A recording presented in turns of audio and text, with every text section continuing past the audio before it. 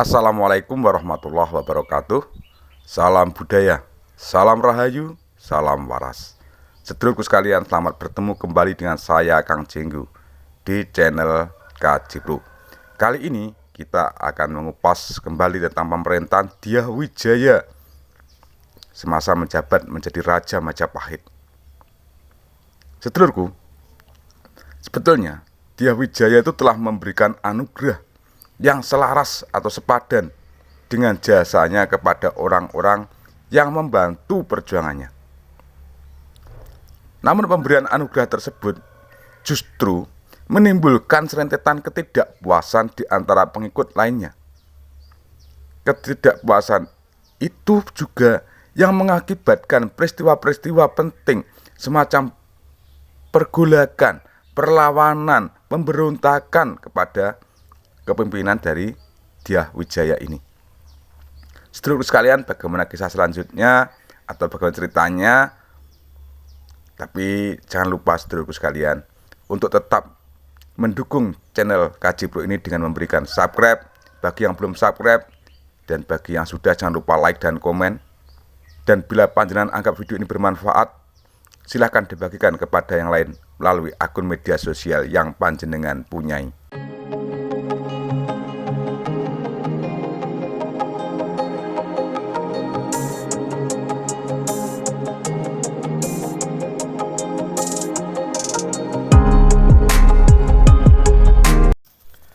Sedulurku yang berbahagia, bila mengacu pada Kidung Panji Wijayakrama dan Kidung Ranggalawe, dapat dikatakan bahwa Ranggalawe sebagai putra Arya Wiraraja menjabat sebagai Bupati Sumenep.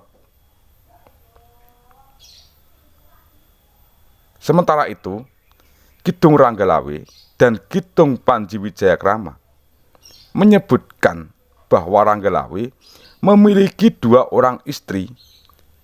Yang pertama Martaraga dan yang kedua Tirtawati. Ranggalawe memiliki putra yang bernama Anjampiani, hasil perkawinannya dengan Martaraga.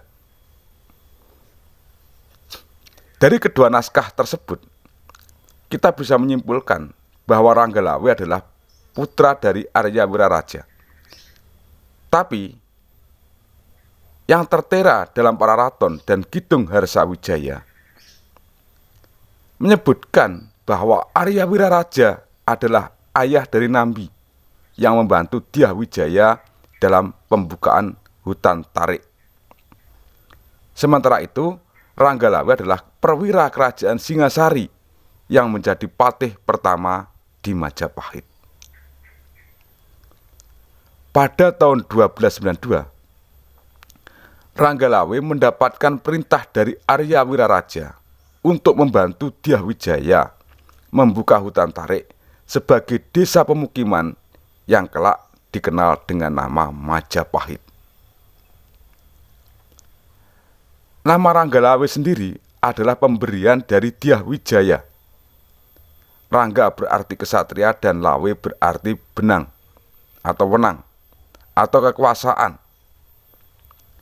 Sekalipun berwatak ceroboh dan berbicaranya yang lantang, namun Ranggalawe memiliki sifat pemberani, bertekad besar, jujur, ahli dalam olah senjata, dan cerdik dalam mengatur siasat perang.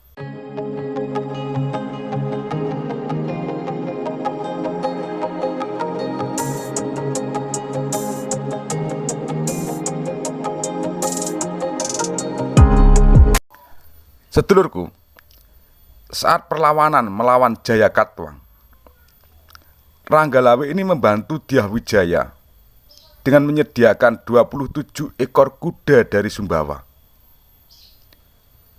sebagai kendaraan perang dan juga turut menggempur benteng timur ibu kota Kediri. Dalam perang itu, Ranggalawe dapat membunuh pemimpin benteng Sagara Winotan. Berkat jasanya tersebut, Dyah Wijaya mengangkat Ranggalawe sebagai bupati di Tuban. Di samping itu, Ranggalawe menjabat sebagai pasangguhan sebagaimana Arya Wiraraja. Dalam Pararaton maupun Kidung Ranggalawe telah mengungkapkan perihal perang saudara pertama di Majapahit di tahun 1295 yang ditandai dengan pemberontakan Ranggalawe. Pemberontakan tersebut dipicu oleh kekecewaan Ranggalawe atas keputusan Dyawijaya yang telah mengangkat Nambi sebagai rakyat patih. Bagi Ranggalawe, seyogyanya jabatan tersebut dianugerahkan kepada Lembusura yang dipandang lebih cakap dan berjasa dalam perjuangan kepada Majapahit. Ranggalawe menghadap Sri Rajasa Jayawardhana karena hasutan Mahapati dan menuntut agar kedudukan Nambi sebagai rakyat patih digantikan oleh Lembusura. Sementara itu, Lembusura sendiri menghendaki Nambi sebagai rakyat patih.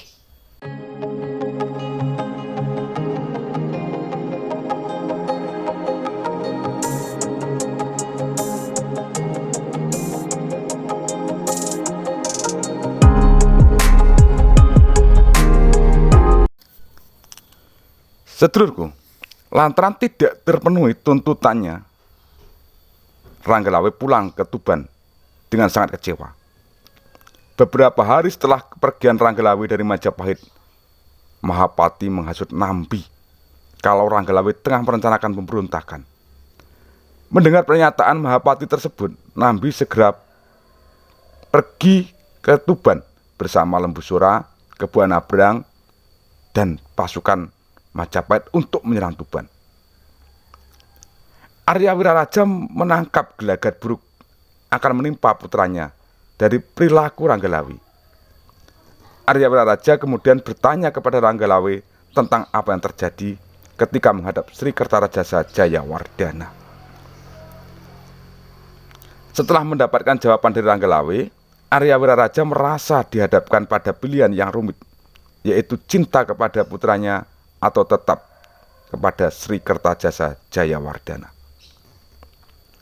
Selang beberapa saat, Arya Wiraraja memberikan nasihat kepada Ranggalawe agar tetap setia kepada Sri Kertarajasa Jayawardhana. Arya Wiraraja memanggil para menteri, kepala desa, Akuwu, dan Demang untuk mempersiapkan pasukan yang akan digunakan sebagai kekuatan untuk menghadapi pasukan Majapahit, karena nasihatnya hanya dianggap angin lalu oleh Ranggalawe. Pasukan Ranggalawe yang sudah terbentuk itu kemudian meninggalkan Tuban, manakala pasukan tersebut akan menyeberangi sungai Tambak Beras. Air sedang pasang, hingga pasukan tersebut dapat dikejar oleh pasukan Majapahit yang berada di bawah komando Nambi. Pasukan Ranggalawe tersebut dapat dihancurkan oleh pasukan Majapahit. Berita kekalahan pasukan Majapahit oleh pasukan Tuban disampaikan oleh Hang Satrik pada Sri Kertarajasa Jayawardhana. Mendengar laporan tersebut, Sri Kertarajasa Jayawardhana bersumpah untuk menghancurkan kota Praja Majapahit kalau tidak berhasil menaklukkan Ranggalawe. Sri Kertarajasa Jayawardhana beserta pasukannya kemudian menuju Tuban. Pertempuran pasukan Majapahit dan Tuban pun tidak dapat terelakkan lagi.